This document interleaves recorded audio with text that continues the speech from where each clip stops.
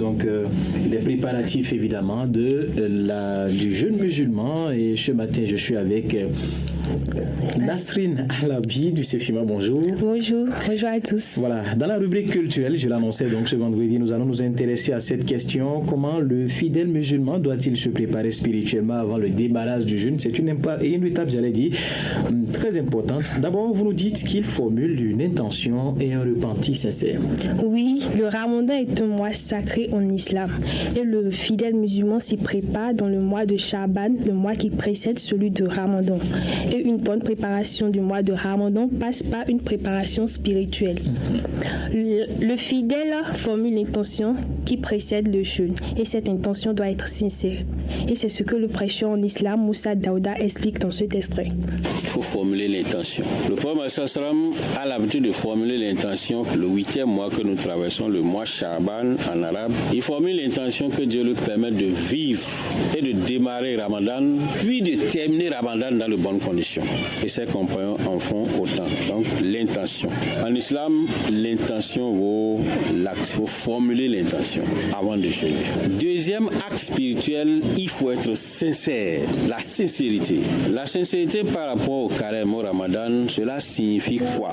Que moi, je ne jeûne pas parce que les gens vont dire dans le quartier, tout le monde jeûne, mais c'est lui seul qui ne jeûne pas. Pour cette raison, pour que les gens ne disent pas c'est lui seul qui ne jeûne pas, il faut que je jeûne. Tu n'es pas sincère. Ou bien, dans la maison, si tu sais que tu ne jeûnes pas, à midi, tu ne trouveras pas à manger. Donc, à cause de ça, tu jeûnes. Tu n'es pas sincère. Ou bien, peut-être, tu dis, bon, mais, vous voyez, ce petit garçon-là, il a l'âge de ton deuxième petit frère. Il jeûne. Et toi, tu ne jeûnes pas. Tu auras honte de ça. Si c'est à cause de ça que tu jeûnes, tu n'es pas sincère.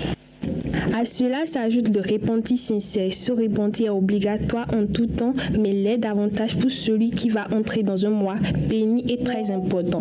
Celui-là qui doit s'empresser à se repentir devant Allah pour ses péchés et de liquider des droits qu'il doit à ses semblables afin d'entrer dans le mois béni pour s'occuper des actes cultuels, le cœur sain et tranquille. Moussa Daouda, prêcheur en islam, se fait plus explicite.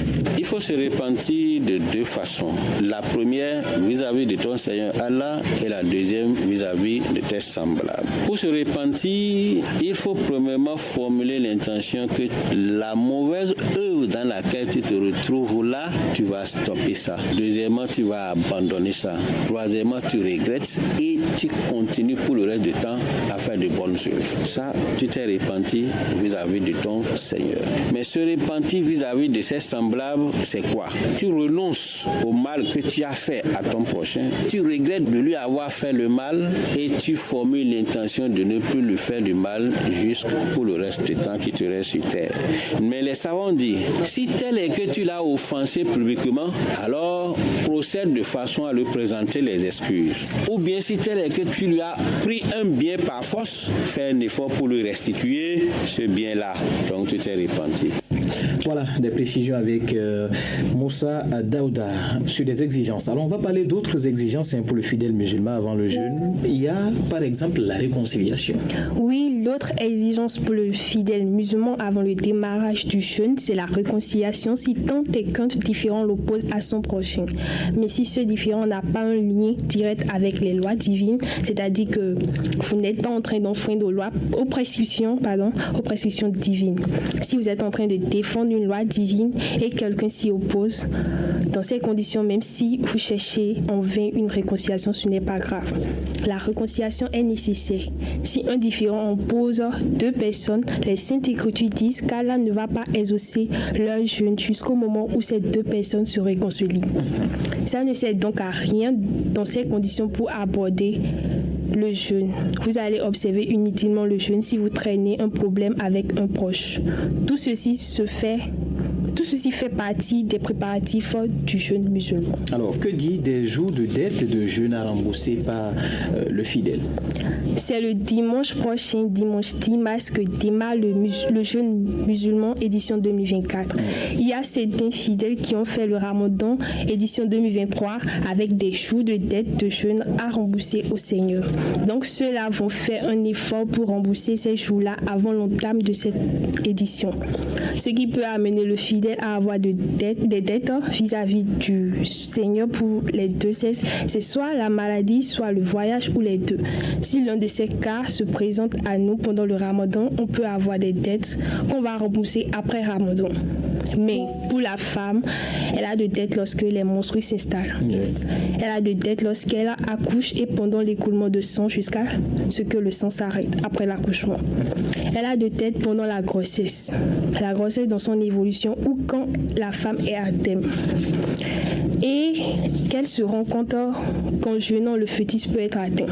Elle peut s'abstenir de jeûner. Donc ça lui fait des dettes de même que la nourrice. Seulement qu'après le Ramadan, elle doit rembourser. Donc le bon fidèle musulman doit prendre toutes les dispositions pour rembourser les dettes de jeûne édition 2023 avant l'édition 2024. Mais il faut aussi ajouter que dans ce remboursement de dettes, il peut y avoir des choses qui n'ont pas remboursé. Les savants disent que ceux-là peuvent néanmoins entreprendre le jeûne de l'édition 2024 bien sûr. Quand bien même ils doivent des jours de dette de 2024. Et après le Ramadan de 2024, l'imam analyse et peut lui faire des recommandations. Mais avant, on examine la dette pour voir s'il y a une raison valable. Si oui, il rembourse le nombre de jours et s'arrête là. Est-ce qu'il y a une raison valable? Non. Là, il rembourse le nombre de jours et fait l'aumône. Et pour finir, il peut arriver qu'un fidèle décède sans entreprendre le jeûne de 2024. Dans ces conditions, s'il y a une raison valable de non-remboursement, ses proches ne remboursent pas. Mais s'il n'y a pas une raison valable, ceux qui vivent et qui sont ses proches doivent rembourser. D'accord. Merci pour toutes ces précisions, Nasrine, à l'habit du CEFIMA. On en sait donc désormais sur tout ce qui doit être